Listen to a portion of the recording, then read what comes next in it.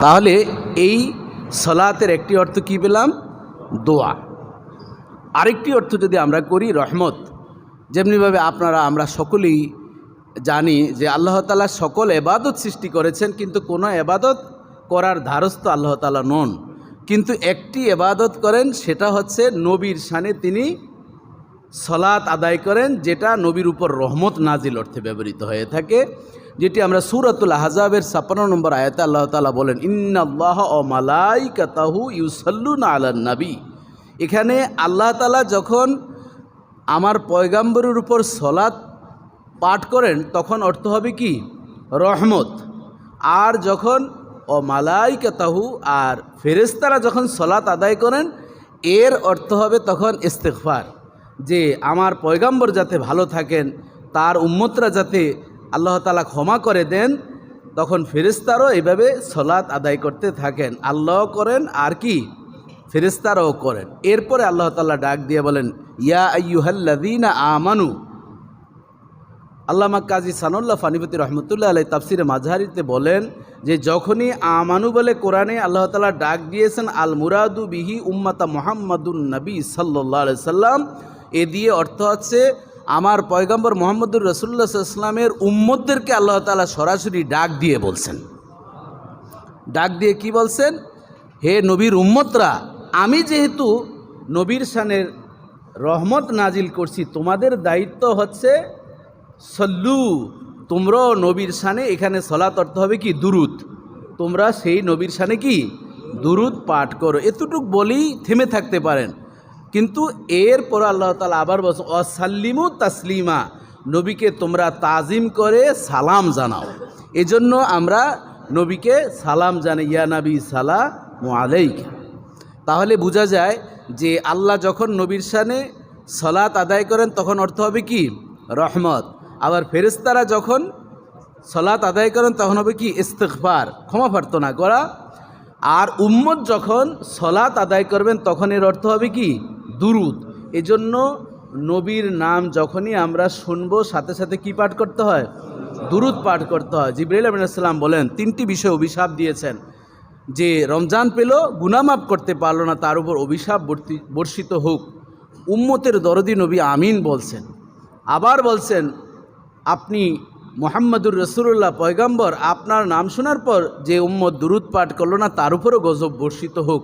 মুহাদ্দিসিন বলেন নবী তখন থেমে থাকলেন, কিন্তু জিবরাইল বললেন, তালিম দিয়ে বলছেন, না, আপনি আমিন বলুন, কারণ যে জায়গায় আল্লাহ তাআলা আপনার উপরে সলাত আদায় করে সে জায়গায় আপনার উম্মতের জন্য এই সলাত আদায় করা উম্মতের জন্য ফরজ।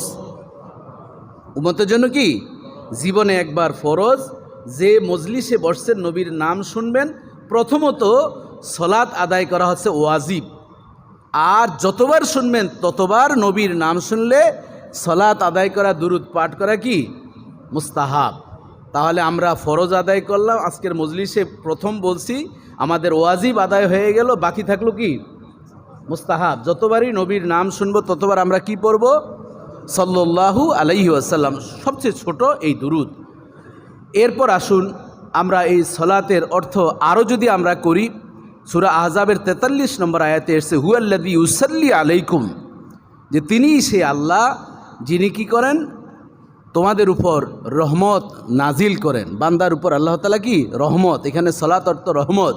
ও মালাইকাতুহু লিউখরিজাকুম মিনাজ জুলুমাতি ইলান নূর ওয়া কানা বিল মুমিনিনা রহিমা। সূরা আহজাবের ৪৩ নম্বর আয়াতে আল্লাহ তাআলা বলেন, আর ফেরেশতারা অলওয়েজ, আমি ফেরেশতাদেরকে সৃষ্টি করেছি, মানব জাতির সে ফেরেশতার সম্মান বেশি নয়, বরং এই ফেরেশতারা আমার সকল উম্মতি মুহাম্মাদির জন্য, আমার বন্ধুর উম্মতের জন্য তারা কি করেন?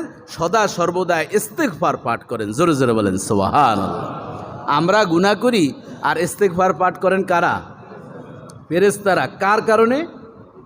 আমার নবী মুহাম্মদুর রাসূলুল্লাহর উম্মত হওয়ার কারণে এই সম্মানটা আল্লাহ তাআলা আমাদেরকে দান করেছেন। জোরে জোরে বলেন সুবহানাল্লাহ। বাবাজি, বন্ধুরা আমার, আরেকটি অর্থ আছে তাসবিহ। এই তাসবিহ অর্থে ব্যবহৃত সূরাত আন-নূরে এসেছে, মান ফিস সামাওয়াতি ওয়াল আরদ ওয়াত তায়রু সাফফাতিন কুল্লুন ক্বাদ আলিমা সালাতাহু। রব্বুল আলামিন ইরশাদ করেন, আসমান এবং জমিনের মাঝে যত আমার সৃষ্টি রয়েছে অত্তৈরু পাখি সৃষ্টি আমি করেছি সফাতিন, পাখিরা আকাশে ডানা মেলে মেলে উঠতে থাকে। কুল্লুন কাদ আলেমা সলাতহু, আর প্রত্যেকেই জানেন সলাত আদায় করা, অর্থাৎ এই সলাত বলতে রব্বুল আলামিনের গুণগান তাসবিহ আদায় করার জন্য আমি সব সৃষ্টিকে সৃষ্টি করেছি, আমি সব সৃষ্টিকে এই বিষয়টা প্রশিক্ষণ দিয়ে দিয়েছি। পাখি আকাশে আপনি শুধু দেখতেছেন উঠতেছে। আল্লামা আলুসি রহমতুল্লাহ আলাই রুহুল মানিতে বলেন, পাখি যত এইভাবে পাখা উড়ে সে ইউসাব্বিহুলিল্লাহে রব্বুল আলামিনের তাসবিহ এই পাখির এভাবে ডানা মেলে মেলে সে উঠতেছে আর তাসবিহ আদায় করছে। জোরে জোরে বলেন আল্লাহু আকবার। আমরা শুনতেছি মুরগি বলতেছি কুকুরুত কুক, আর হক্কানি উলামায়ে কেরাম মুহাদ্দিসিন মুফাসসিরিন বলেন তোমরা শুনতেছ কুকুরুত কুক, আসলে উদ্দেশ্য সেটা নয়। সে ডাক দেয়া বলতেছেন সুবহুন কুদ্দুস, ভূত পবিত্র সকাল হয়েছে, বান্দা তুমি ঘুমিয়ে থেকো না। যেই রব তোমাকে সৃষ্টি করেছেন সেই রবের তাসবিহ পাঠ করার জন্য তোমরা প্রস্তুত হয়ে যাও, যেমনটি আমিও রব্বুল আলামিনের তাসবিহ পাঠ করছি। যত কুকুর ঘেউ ঘেউ করে, আমরা তো শুনতেছি কুকুর ঘেউ ঘেউ করে, ইমাম গাজ্জালি বলেন না কুকুর ঘেউ ঘেউ করে না, কুকুর প্রতিটি ধ্বনির মাধ্যমে রব্বুল আলামিনের তাসবিহ পাঠ করে। জবান খুলবেন আল্লাহু আকবার, আর জবান খুলবেন আল্লাহু আকবার। বিড়াল মেও মেও করে, আপনি ভেবেছেন শুধু বিড়ালের এটি আওয়াজ? না, সে অভিব্যক্তি প্রকাশ করছে যে রব আমাকে সৃষ্টি করেছেন তার গুণগান আমি পাঠ করছি। জবান খুলবেন আল্লাহু আকবার। কোথায় থেকে পেলাম বাবা? নোট করে নেবেন। আজকের এই লাইভটা আপনারা বেশি বেশি শেয়ার করে নিজেদের প্রোফাইলে রেখে দিবেন। মানফিস সামাওয়াতি ওয়াল আরদ অত্তাইরু সাফা, আসমান জমিনে আমি যত যা সৃষ্টি করেছি, আকাশে পাখি উড়ে এভাবে উঠতে থাকে আর সার্বক্ষণিক তারা আমার রবের তারা তাসবিহ আদায় করে, গুণগান প্রকাশ করে। এরপরও ভাবি এই আলাই রব্বিকুমা তুকাযযিবান, এসব দেখে এই সব কিছু তোমাদের গোলাম বানিয়ে দিলাম, তোমাদের জন্য সেই পাখিগুলো বৈধ করে দিলাম, তোমাদের জন্য গরুগুলোকে বৈধ করে দিলাম, তোমাদের জন্য সমুদ্রের মাছগুলো বৈধ করে দিলাম, কুল কায়নাতের সকল সৃষ্টি তোমাদের জন্য গোলাম বানিয়ে দিলাম। এরপরও কি তোমরা আমার নেয়ামতকে স্বীকার করবে না? এরপরও অস্বীকার করবে? আল্লাহ তাআলা ইন্টারগেটিভ প্রশ্ন জুড়িয়ে দিয়েছেন। এই জন্য আল্লাহ তাআলা বলছেন যে বান্দা যত বেশি তাসবিহ পাঠ করবে সেই বান্দা ততই আমার বন্ধু হয়ে যাবে। জবান খুলবেন আল্লাহু আকবার। বাবা জীবনদান আমার, সালাতের আরেকটি অর্থ হচ্ছে জিকির বা ইবাদত। সূরাতুত তার 14 নম্বর আয়াতে রব্বুল আলামিন বলেন ইন্নানি আনাল্লাহু লা ইলাহা ইল্লা আনা ফা'বুদনি ওয়া আকিমুস সালাতা লিযিকরি।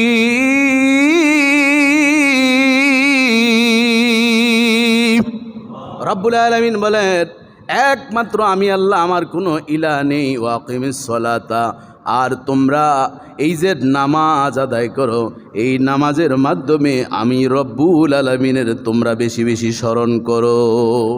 নামাজের মাধ্যমে আল্লাহকে কি করা হয়? স্মরণ করা হয়। আমরা এই আয়াতটি সকলেই কম বেশি জানি, ওমা খলাকতুল জিন্না ওয়াল ইনসা ইল্লা লিয়াবুদুন, জিন এবং মানব জাতিকে সৃষ্টি করেছি আমার ইবাদতের জন্য। মুফাসসিরিন বলেন আই লিয়ারিফুন, মানুষ আমাকে যাতে বুঝে, কারণ এই বুঝার জন্য সবচেয়ে মজার ইবাদত হচ্ছে নামাজ। গোলাম দাঁড়িয়ে গিয়েছি কানে ধরে, জুমার নামাজ ফজরের পর থেকে যত ভুল ভ্রান্তি করেছি দাঁড়িয়ে কানে হাত দিয়ে বলছি যে আল্লাহ যা অপরাধ করেছি আমাকে ক্ষমা করে দাও। এটি হচ্ছে মনের অ্যাম্বিশন, এটি হচ্ছে মনের আপনার একটি যে আমার চিন্তা চেতনা থাকবে যে আমি কানে হাত দিচ্ছি কেন, এটা নামাজের রুলস নয়, বরং যা ভুল হয়েছে আমি সারেন্ডার হয়ে গিয়ে আল্লাহকে বলছি আল্লাহ ভুল হয়েছে তুমি ক্ষমা করে দাও। এই ইমোশন নিয়ে যারা নামাজ পড়বে রব্বুল আলামিন পয়গম্বরের মাধ্যমে আমাদেরকে জানিয়ে দিয়েছেন এক ওয়াক্ত থেকে আরেক ওয়াক্ত নামাজের মাঝে যতগুলো গুনাহ হয় বান্দা ওই মন নিয়ে যদি সে নামাজে দাঁড়িয়ে যায় আমি আমার গোলামদেরকে আমি ক্ষমা করে দিব। সেই মন থাকার দরকার আছে না নাই বাবা? কিন্তু আমরা মনে হচ্ছে আসতে হয় তাই আসছি, না আসলে মানুষ কি মনে করবে, নামাজের যে মজা আমরা পাচ্ছি না। এই জন্য এই নামাজ কিভাবে পড়লে মজা পাওয়া যায় সে বিষয় আজকে আমাদের আলোচনার ভিতরে আসবে। সর্বোপরি আমরা আরেকটি বিষয় দেখি, অর্থ হচ্ছে নিকটবর্তী হওয়া। বান্দার নিকটে আল্লাহ পৌঁছে যান, আল্লাহর নিকটে বান্দা পৌঁছে যান কিসের মাধ্যমে? সূরাতুল আলাকের 19 নম্বর আয়াতে আল্লাহ বলেন, অসজুদ ওয়াক্তারেব, বান্দা তুমি আমার কদমে সেজদা দাও, আমি তোমার কর্ডিয়াল ফ্রেন্ড, অন্তরঙ্গ বন্ধু হয়ে যাব। বাবাজি বন্ধুরা আমার, রবিয়া ইবনে সালাম জামানার পয়গম্বরের একজন সাহাবী ছিলেন। পয়গম্বরের খেদমত করা তার জীবনের সবচেয়ে হবি ছিল, তার শখ ছিল, তার অ্যাম্বিশন ছিল পয়গম্বরের কিভাবে তিনি মনোরঞ্জন আকর্ষণ করবেন। এই জন্য রাতের বেলায় তাহাজ্জুদের সময় মেসওয়াক নিয়ে, পানি নিয়ে, গামছা মোবারক নিয়ে দাঁড়িয়ে থাকতেন। জামানার পয়গম্বর গভীর রাতে উঠলেন, রবিয়া ইবনে সালামকে উজু করার পর বললেন, ও রবিয়া, সাল তোতা, আজকে তুমি আমার কাছে যা চাইবে আমি রব্বুল আলামিনের কাছে দোয়া করবে, রব্বুল আলামিন তোমাকে খালি হাতে ফেরত দিবেন না, দোয়া কবুল করে নেবেন। তিনি বললেন, আনা মুরাফিকুকা ফিল জান্নাহ, পয়গম্বর আমি আপনার সাথে যেমনিভাবে এখন খাদেম হিসাবে আছি, জান্নাতেও আপনার সঙ্গী হিসাবে আমি থাকতে চাই। রবিয়া ইবনে সালামকে আমার পয়গম্বর বলেন, ঠিক আছে, তোমার উত্তর সঠিক, আমি তোমার জন্য দোয়া করি। তুমি যদি আমার সাথে থাকতে চাও তবে দুনিয়াবি কোনো উদ্দেশ্য নিয়ে তুমি দোয়া করো। আবার তিনি প্রশ্ন করলেন, আমার নবী বললেন, ও রবিয়া, তুমি নতুন করে কিছু চাও? সে দ্বিতীয়বারও বলল, আনা মুরাফিকুকা ফিল জান্নাহ, আমি আপনার সাথে জান্নাতের সঙ্গী হতে চাই। আবার জামানার পয়গম্বর বলেন, ঠিক আছে, আবার নতুন করে কিছু চাও? রবিয়া বললেন, লা ইয়া রাসূলুল্লাহ, দুনিয়ার জমিনের ভোগ বিলাসিতা, আমার অর্থ সম্পদ, সম্মান, ইজ্জতের কিছুই প্রয়োজন নেই। আমার প্রয়োজন হচ্ছে আনা মুরাফিকুকা ফিল জান্নাহ, যেমনিভাবে আপনার খাদেম হিসাবে দুনিয়ার জমিনে আসি নবী গো, তেমনিভাবে জান্নাতও আপনার সাথে যাতে লেগে থাকতে পারি। আমার নবী বলেন, ওয়াসজুদ ওয়াক্তারিব, ও রবিয়া, বেশি বেশি করে আল্লাহর কদমে তুমি যদি সিজদায় পড়ে থাকতে পারো, আমি নবীর সাথে তুমি জান্নাতের মেহমান হয়ে যাবে। বাবাজি বন্ধুরা আমার, রবিয়া ইবনে সালাম বলেন, পয়গম্বর আমার জন্য তখন হাত তুলে দুহাত তুলে দোয়া শুরু করলেন। আমি তখন আমিন আমিন বলতেছি। আর আমার জীবনের শেষ সময় আমার পরিবারের সদস্যদেরকে বলে গিয়েছি, আমার পয়গম্বর আমার জন্য দোয়া করেছেন, নবী মুস্তাজাবুদ দোয়া, দোয়া করতে যা দেরি কবুল হয় না, তোমাদের সাথে দেখা হবে আমার জান্নাতে। বাবা জীবনদনা আমার, এভাবে ইব্রাহিম খলিলুল্লাহ তিনি যখন বাইতুল্লাহ নির্মাণ শেষ করলেন, মজুরি চাইলেন। রব্বুল আলামিন জিব্রাইলকে বললেন, যাও ইব্রাহিমকে বলো কি মজুরি চায়। তিনি বললেন, আমি কিছুই চাই না, একটা জিনিস চাই, এই যে আমার যুগালি ইসমাইল আমার সাথে কাজ করেছে, তার বংশ থেকে যাতে একজন পয়গম্বর আসে, তার গুণাবলীগুলো কেমন থাকবে। তিনি সেই দোয়া করেছিলেন আজ থেকে প্রায় 4.5 থেকে 5,000 বছর পূর্বে। রব্বুল আলামিন ইব্রাহিম খলিলুল্লাহর দোয়াটা এত পছন্দ করেছেন, উম্মতি মুহাম্মাদের জন্য কোরআনের আয়াত হিসেবে নাজিল করে দিয়েছেন। কি সেই দোয়া ছিল? যাদের মুখস্থ পড়ুন আমার সাথে, রব্বানা ওয়াবআথ ফীহিম রাসূলাম মিনহুম ইয়াতলু আলাইহিম আয়াতিকা ويعلمهم الكتاب والحكمة ويزكيهم إنك أنت العزيز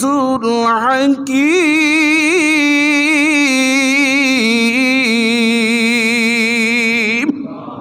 তিনি দোয়া করেছেন, রব্বুল আলামিন এই যে আমার যুগালি, তাদের বংশ থেকে এমন একজন পয়গম্বর প্রেরণ করবেন, যিনি তার উপর যে কিতাব নাজিল হবে তার উম্মতদেরকে কিতাব তেলাওয়াত করে শোনাবেন, ওই কিতাব বুঝাবেন। ওয়াইউআল্লিমুল হিকমা, প্রজ্ঞা, আইসিটি, তথ্য প্রযুক্তি তিনি শিক্ষা দিবেন। সর্বশেষ বলেছেন, ওয়ুযাক্কিহিম, তাদেরকে আত্মশুদ্ধি অর্জন করার জন্য ইলমে মারিফাত, ইলমে তাসাউফের জ্ঞানও তাদেরকে দান করবে। যখন এই আদান প্রদান হয়ে গেল, তখন তিনি বাইতুল্লাহর সামনে একটি দোয়া করেছেন, যেটি আমরা অনেকে যাই না মাঝে দাঁড়িয়েও দোয়াটি পড়ে থাকি।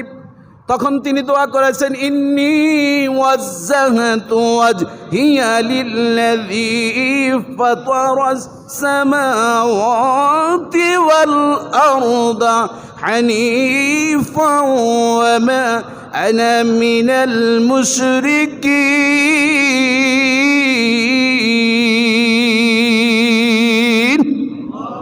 আল্লাহ এই বাইতুল্লাহ নির্মাণ করেছি, এই বাইতুল্লাহ আমার ম্যান্ডেটরি নয়, আমি মূলত বাইতুল্লাহর দিকে তাকাই না, এটা হচ্ছে একটা শেয়ার, কিন্তু মূলত আমার মুখটা আমি যেই আল্লাহ আমাকে আনসিন থেকে তিনি সিনে এনেছেন, অদৃশ্য থেকে দৃশ্যমান করেছেন, ফাতারাস সামাওয়াতি ওয়াল আরদা হানিফান, আসমান জমিনটাকে সূক্ষ্মভাবে যিনি সৃষ্টি করেছেন, আমি সেই আল্লাহর কুদরতি চেহারার দিকে আমার মুখটা ফিরালাম। কার দিকে ফিরালাম? এই যে জায়নামাজে দাঁড়ালেন, দোয়া পড়ছেন, আপনি তো ভাবতেছেন আমরা এই বাইতুল্লাহর দিকে, পশ্চিম দিকে, আসলে কি কেবলা কি পশ্চিম দিকেই শুধু? কেউ তো বাইতুল্লাহ যখন দাঁড়ায় উত্তর দক্ষিণ পূর্ব বিভিন্ন দেশ, আমাদের দেশ থেকে রেক্ট্যাঙ্গেলে সেটি পড়েছে পশ্চিম দিকে, তাই আমরা পশ্চিম দিকে, আপনার সারা পৃথিবী দিকে পশ্চিম খুঁজলে হবে না, কথা ঠিক কিনা বলেন? তাহলে আমার মূল ম্যান্ডেটরি হচ্ছে ইন্নী ওয়াজহাতু ওয়াজহিয়া লিল্লাযী, আমি আমার চেহারাটাকে ওই রবের দিকে ফিরালাম যিনি আমাকে অদৃশ্য থেকে দৃশ্যমান করেছেন। তিনি সর্বশেষ বলেছেন আনা মিনাল মুশরিকিন, আল্লাহ আমি কোনো শিরককারী নয়, ইন্নানি আনাল্লাহ, আপনি যেমন বলছেন আমি কেবলমাত্র আল্লাহ, ফাবুদনি, আমারই ইবাদত করো সত্যিকারভাবে, 24 ঘন্টা আমার ইবাদত আপনার জন্যই, আর কারোর জন্য নয়। জোরে জোরে বলেন আল্লাহু আকবার। বন্ধুরা আমার, এবার আসুন আমরা একটু ভিন্ন প্রসঙ্গ নিয়ে কথা বলবো। আমরা যেহেতু সময় খুব দৌড়াদৌড়ি করছে, আমরাও একটু দৌড়াদৌড়ি করেই আলোচনা শেষ করতে হবে। উম্মতের উপর 5 ওয়াক্ত নামাজ কখন ফরজ হলো এবং কিভাবে? আমরা জানি প্রসিদ্ধ মত অনুযায়ী নবুয়তির 10ম বছর, হিজরতের 2 বছর আগে এই নামাজ ফরজ হয়েছে, যেটি দুনিয়ার জমিনে ওহির মাধ্যমে দেননি, সরাসরি ফর রিমুভ দ্য মনোটনি। আমার পয়গম্বর যখন বিভিন্নভাবে অত্যাচারের ভন্নি লিলিহান ধি ধি করে আমার নবীর উপর জ্বলছিল, তায়েফের ময়দানের অত্যাচার, চাচা আবু তালেবের ইন্তেকাল, খাদিজাতুল কুবরার ইন্তেকাল, 3 বছর শিয়াবে আবু তালেবের জেল খেটেছেন। এরপরে এক ভূমি ভাবকে দূর করার জন্য নবুয়তির 10ম বছর আল্লাহর আরশে আজিমে পয়গম্বরকে দাওয়াত দিলেন, সেখানে গিয়ে জান্নাত দেখালেন, নাজ নিয়ামত সব দেখিয়ে সর্বশেষ আমার পয়গম্বর বলেন, আনাস ইবনে মালিক রাদিয়াল্লাহু তাআলা থেকে বর্ণিত 349 নম্বর হাদিস, ইমাম বুখারী রাহমাতুল্লাহ আলাইহি তিনি নোট করেছেন সহিহ বুখারীর মধ্যে। তিনি বলেন ফরিজাত আলা নবী সাল্লাল্লাহু আলাইহি ওয়াসাল্লাম সালাত 50 সুম্মা নুকসাত হাত্তা জুইলাত 5 রাসূলুল্লাহ সাল্লাল্লাহু আলাইহি ওয়াসাল্লামের উপর আল্লাহ সুবহানাহু ওয়া তাআলা 50 ওয়াক্ত নামাজ দিলেন, সুম্মা নুকসাত। এরপর সেই ইতিহাস আপনাদের জানা, আস্তে আস্তে 5 ওয়াক্ত নামাজ নির্ধারণ করে দিলেন আল্লাহ সুবহানাহু ওয়া তাআলা। সূরা নিসার 103 নম্বর আয়াতে নামাজ যে ফরজ সেই বিষয়ে আল্লাহ তাআলা আয়াত নাজিল করলেন, ইন্নাস সালাতা কানাত আলাল মুমিনিনা কিতাবাম মাওকুতা। আল্লাহ তাআলা বলেন নিশ্চয়ই নামাজ মুমিনদের জন্য আমি ফরজ করে দিয়েছি, নির্দিষ্ট সময়ে আদায় করা। জুমার নামাজ ওই সূর্য অস্ত যাওয়ার পরে পড়লে হবে, ফজরের নামাজ জোহরের সময় পড়লে হবে না। এজন্য ওয়াক্ত মতন নামাজ পড়ো, ফরজ, কথা ঠিক কিনা বলেন? অনেকের গাফলতি আছে না নাই? আসরের নামাজ পড়ে, মাগরিবের নামাজ কাছাকাছি সূর্য যখন অস্ত যায় নিষিদ্ধ টাইম তখন পড়ে। আমাদের মা বোনদের এই অভ্যাসটা বেশি থাকে, রান্না বান্না নানান কাজ করতে গিয়ে জোহরের নামাজ আর আসরের নামাজ একসাথে করে ফেলে, কথা ঠিক কিনা বলেন? ফজরের নামাজে রাত্রে টকশো দেখলেন রাত 1টা পর্যন্ত, পরে আপনার জীবন হয়ে গেছে ব্রেক শু, কথা ঠিক না বলেন? ব্রেক ফিলের মতন ঘুম যাচ্ছেন আর নামাজ থাকলো না আপনার। এই জন্য নামাজ নির্দিষ্ট টাইমে যদি আপনি নামাজ না পড়েন, ওই নামাজ আপনার আল্লাহর দরবারে কবুল হবে না। এবার আপনাদের কাছে এমসিকিউ প্রশ্ন, নামাজ কখন ফরজ হয়েছে? নবুয়তির কত বছর? 10তম বছর। এগুলো কিন্তু আপনাদের খুব গুরুত্বপূর্ণ পয়েন্ট। নামাজ কত হিজরিতে হয়েছে? হিজরি না, মানে হিজরতের 2 বছর আগে নবুয়তির 10ম বৎসরে রজব মাসের 26তম দিবাগত রাত্রে। অধিকাংশ মুফাসসিরিন বলেছেন, কেউ কেউ ভিন্ন মত পোষণ করেছেন। এতটুকু আমরা জানলাম মূল কথা, নামাজ কখন ফরজ হয়েছে। এবার আসুন, এই যে 5 ওয়াক্ত নামাজ কিভাবে আমাদের কাছে আসলো? 5 ওয়াক্ত নামাজের প্রথম নামাজের নাম কি বলেন তো? ফজর। এরপর 5 ওয়াক্ত নামাজ কোন নবীদের মাধ্যমে কোন নবীর আমল ছিল, আর সেটিকে আল্লাহ তাআলা একত্রিত করে একটা ফোল্ডার বানিয়ে উম্মতি মুহাম্মাদিকে দিয়েছেন, সেটা জানার দরকার আছে না নাই? আমার এই আমলি জান্নাত বইতে আমি বিস্তারিত লিখেছি 5 ওয়াক্ত নামাজ কোন কোন নবীর মাধ্যমে এসছে এবং কেন একসাথে আমরা 5 ওয়াক্ত নামাজ পড়ি না। এই বইটা আপনার অত্যন্ত প্রয়োজনীয়, আমলি জান্নাত এই বইটা আপনারা নেবেন। সম্মানিত সুধী, দেখুন আদম আলাইহিস সালামের তওবা কবুল হলো 300 বছর কান্নার পর। এই ইতিহাস আপনাদের এই ওয়াজ সকলেরই জানা আছে। তারপরও এই আমি একটু স্মরণ করিয়ে দিচ্ছি, আমার পয়গম্বর মুহাম্মদ রাসূলুল্লাহ সাল্লাল্লাহু আলাইহি ওয়াসাল্লামের নামের উসিলা দিয়ে যখন দোয়া করলো আল্লাহ তাআলা তখন কি করলেন? তওবা কবুল করেছেন। মনে আছে তো আপনাদের? যখন তওবাটা কবুল করেছেন সেই টাইমটা ছিল ফজরের নামাজের টাইম, সূর্য উদিত হওয়ার পূর্বে। তখন তিনি সাথে সাথে 2 রাকাত রব্বুল আলামিনের কদমে সেজদা দিয়েছেন। ওই সেজদা 2টিকে উম্মতি মুহাম্মাদের জন্য রব্বুল আলামিন ফরজ হিসাবে সাব্যস্ত করে দিলেন। আরও জবান খুলে বলেন সুবহানাল্লাহ। কারণ তোমাদের যেহেতু পিতা, আমাদের সবার পিতাকে আদম আলাইহিস সালাম, এরপর মিল্লাত আবিকুম ইব্রাহিম, জাতির পিতা হচ্ছে কে? ইব্রাহিম আলাইহিস সালাম। ওই যে আদম আলাইহিস সালাম শুকরিয়া আদায় করেছেন তওবা কবুল করার পরে, এই জন্য ওই 2 রাকাত ছিল ওনার জন্য শুকরিয়া তার নামাজ। এরপরে উনি যতদিন বেঁচে ছিলেন এই 2 রাকাত ওনার উপর ফরজও রব্বুল আলামিন করেছেন। আর ওই ফরজের ধারাবাহিকতায় একসাথে উম্মতি মুহাম্মাদিকে স্টার্টিং পয়েন্ট হিসাবে, বাবা যেহেতু প্রথম উনিও স্টার্টিং পয়েন্ট, তেমনিভাবে ওই ফজরের নামাজটা উম্মতের জন্য ফরজ করে দিলেন। এখন বলুন হুজুর সুন্নত আসলো কোথায় থেকে? সুন্নত জিবরাইল আমিন আলাইহিস সালাম বলছেন যে আপনার আদি পিতা যেহেতু 2 রাকাত শুকরিয়া আদায় করেছেন, রব্বুল আলামিন আপনাকে আপনার পক্ষ থেকে উম্মতি মুহাম্মাদির জন্য 2টা সেজদা অতিরিক্ত দেওয়ার জন্য, সেটি আপনার সুন্নাহ হিসাবে উম্মতি মুহাম্মাদিকে উপহারের জন্য আল্লাহ তাআলা আদেশ করেছেন। বিস্তারিত কিন্তু হাদিস আছে, আমার সময় কমের কারণে আমি সেই বিষয়গুলো হয়তো বলতে পারবো না, তারপর আমি চেষ্টা করছি। এরপর জোহরের নামাজ এটি এসছে হজরত ইব্রাহিম খলিলুল্লাহর মাধ্যমে, সেটারও একটা বড় ধরনের ইতিহাস আছে। তিনি দেখলেন আকাশে তারকা উঠেছে, এরপর তিনি ভাবলেন যে এটিই মনে হয় রব। এরপর তিনি সেজদা দিবেন, সব প্রস্তুতি নিলেন, কিন্তু দেখলেন আরে একটু পরে দেখা যায় যে এই তারকাগুলো আকাশে আর কি নেই। আকাশ থেকে তারকা বিদায় নিল, আসলো চাঁদ। আবার একটু পরে দেখলেন বাজেগান, সেটা কি আবার চলে গেছে। না, এটি তো হতে পারে না, যে রব সে স্থায়িত্ব, সে তো অস্থির থাকবে না। এরপর পরের দিন সূর্য আসলো ভোরবেলায়, ভাবলো এটি মানে সবচেয়ে আকবার বড় রব। দেখলেন আহারে ওই বেচারাও তো দেখা যায় আবার এক সময় অস্ত গিয়েছে। তিনি বললেন না, এসব তো হতে পারে না। এরপর তার বাবা, অধিকাংশ বলছেন বাবা, কেউ বলছেন চাচা আজর, তিনি বললেন তুমি ব্যয় করো, ভৌ করো, নিহি ছুরঙ্গে, তুমি তারকার পূজা করো না, মাফ করে দিলাম। সূর্যের পূজা করো না, মাফ করে দিলাম। চাঁদের পূজা করো না, মাফ করে দিলাম। কিন্তু আমাদের যে তৈরি মূর্তি আছে এগুলোর পূজা তোমাকে করতেই। তখন ইব্রাহিম খলিলুল্লাহ বলছেন ইন্নী সাকিব, আমি অসুস্থ, তোমাদের এই পূজা যেতে পারবো না। অনেক ঘটনা সেখানে ঘটেছে। ইব্রাহিম খলিলুল্লাহ এই 4টি বিষয় থেকে যখন নমরুদের অগ্নিকুণ্ড থেকে তিনি হেফাজত হয়ে গেলেন, 4টি বিপদ থেকে মুক্তি পাওয়ার কারণে তিনি 4 রাকাত নামাজ পড়েছেন। রব্বুল আলামিন ইব্রাহিম খলিলুল্লাহর জন্য ওই 4টা সিজদা 4 রাকাত নামাজকে ফরজ করে দিয়েছেন। আর তিনি আমাদের জাতির পিতা হওয়ার কারণে রব্বুল আলামিন উম্মতের জন্য জোহরের 4 রাকাত আমাদের জন্য ফরজ করে দিয়েছেন। ইব্রাহিম খলিলুল্লাহর ওই ঘটনার প্রেক্ষাপটে জোহর আসলো বাবা। আরও অনেকগুলো কথা রয়েছে। এরপর আসেন আসর। আসরের নামাজের বিষয়ে আমরা সহিহ হাদিস থেকে 2টি মত পেয়েছি। নূহ আলাইহিস সালামের যখন প্লাবন হলো, তিনি প্লাবন থেকে 40 দিন প্লাবন শেষ হওয়ার পরে জুদি পাহাড়ে গিয়ে যখন তার নৌকাটা আটকিয়ে গেল, পানি ধীরে ধীরে নেমে গেল, সেই সময়টা ছিল কি আসরের সময়। তিনি 4টি বড় বড় বিপদের সম্মুখীন হলেন, 4টা সেজদা করলেন।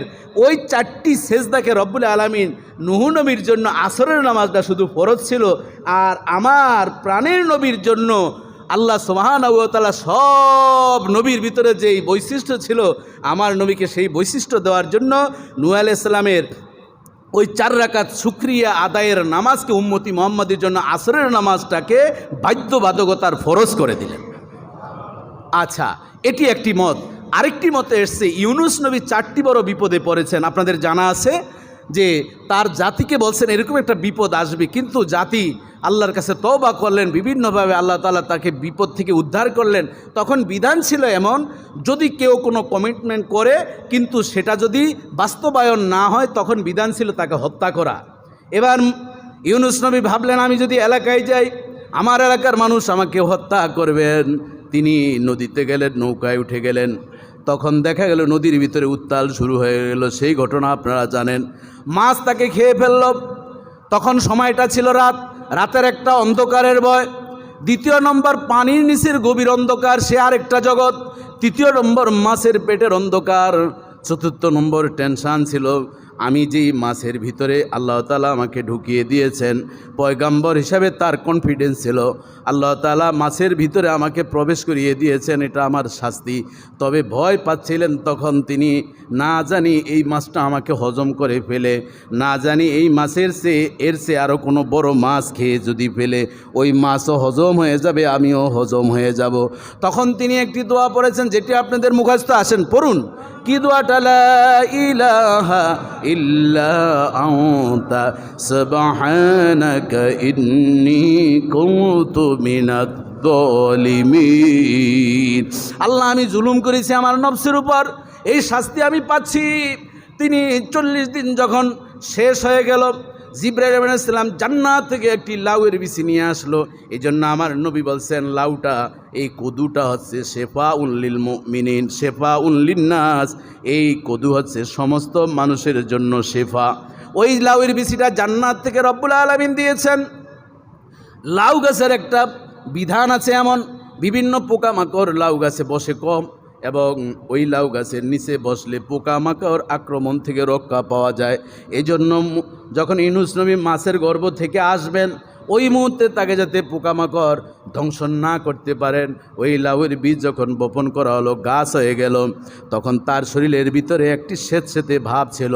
ওই লাউয়ের ওই সুন্দর একটি গাছগাছালি যখন ডালপালাগুলো হয়ে গেল, ওই বিপদ থেকে তিনি উদ্ধার হয়ে সর্বপ্রথম সুস্থ হয়ে তিনি 4টা বিপদ থেকে উদ্ধারের কারণে 4টা সিজদা দিয়েছেন।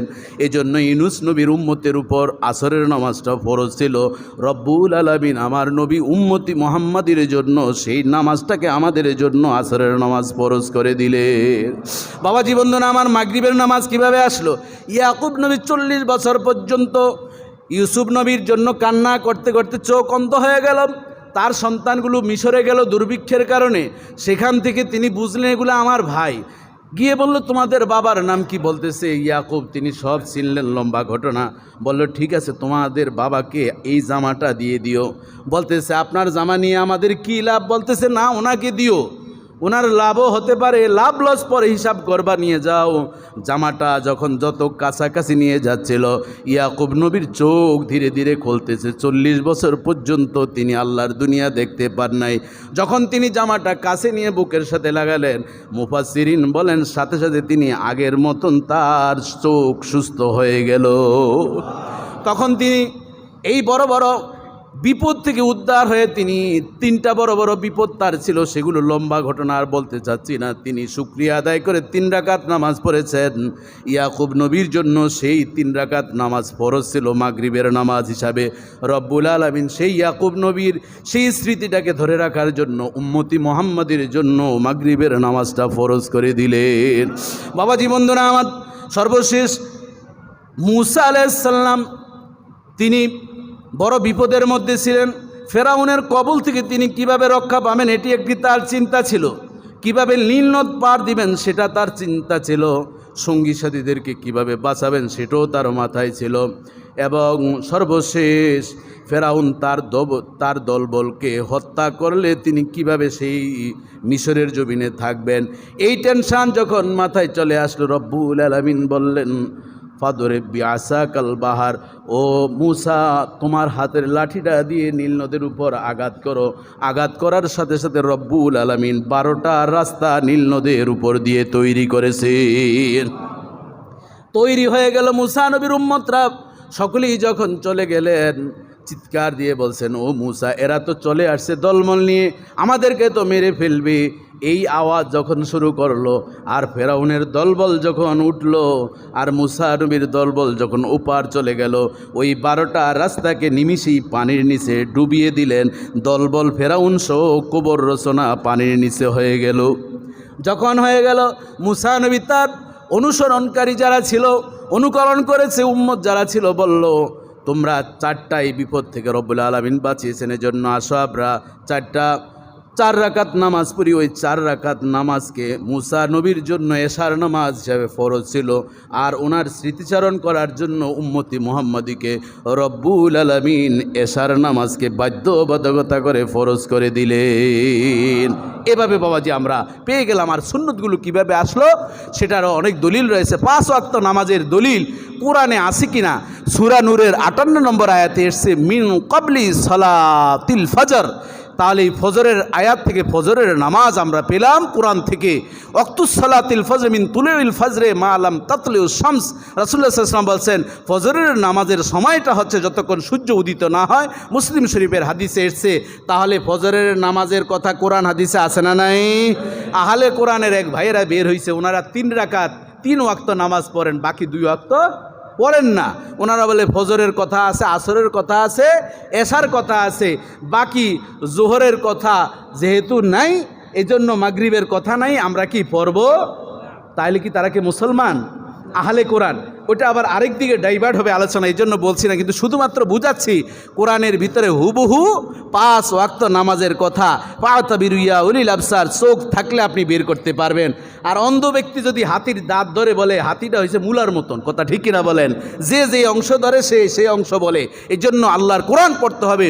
জোহরের নামাজের কথা দেখুন, কোরআনের সূরা ইসরায় 78 নম্বর আয়াতে আছে আকিমিস সালাতা দিলুকিস শামস। সূর্য ঢলে পড়লে যেই নামাজটা, সেটার নাম হচ্ছে জোহর। ওয়াহিনা তুজহারুন। সূরা আর রুমের 18 নম্বর আয়াতে এসেছে হিনা তুজহারুন। যখন জোহরের নামাজে রুখতে হবে, তাহলে বোঝা যায় জোহরের কথা কোরআনে আছে না নাই? রাসূলুল্লাহ সাল্লাল্লাহু আলাইহি ওয়াসাল্লাম বলেছেন ইজা জালাতিস শামসু ফাসাল্লু, বুখারীর হাদিস 541 নম্বর হাদিস। যখন সূর্য ঢলে পড়ে মাথার উপর থেকে, তখন জোহরের নামাজ শুরু হবে। এরপর আসরের নামাজের কথা আল্লাহ তাআলা বলেছেন হাফিজু আলা সালাত, সালাতুল উস্তা, মধ্যম যে নামাজটা ফজর এবং জোহরের পরে বা জোহর এবং মাগরিবের মাঝখানে যে উস্তা মধ্যম সময়ের নামাজটা তোমরা আদায় করো। এরপরে আল্লাহ তাআলা ডাইরেক্ট আবার সূরা আসরের ভিতরে বলছেন ওয়াল আস ইন্নাল ইনসানা লাফি খুস। আসরের নামাজের আমি কসম করছি, মানুষের জীবনটা হচ্ছে তেমন, মাগরিব থেকে আসরের সময়টা কম না বেশি? যেমনিভাবে কম মানুষের জীবনটা তেমনিভাবে কম। জন্মের পরে তার জীবনটা এইভাবে হেলায় হেলায় চলে যাবে। তাহলে আসরের দলিল কোরআনে আছে না নাই? এরপর রাসূল সাল্লাল্লাহু আলাইহি ওয়াসাল্লাম বলেছেন যে আল্লাযী তাফুতুহু সালাতুল আসর কান্নামা ওয়াতরা আহলুহু ওয়া মালাহু। যেই ব্যক্তি আসরের নামাজ পড়বে না, অলসতা করে, কেমন যেন ওয়াতরা আহলুহু ওয়া মালাহু, তার পরিবার তার সম্পদ হারালে যেমন, তেমনিভাবে সে তার জীবনের বড় একটা অংশকে হারিয়ে ফেললো। আসরের নামাজ যে পড়বে না, তার সন্তান হারালে যেরকম ক্ষতি, তেমনিভাবে তার ক্ষতি হবে।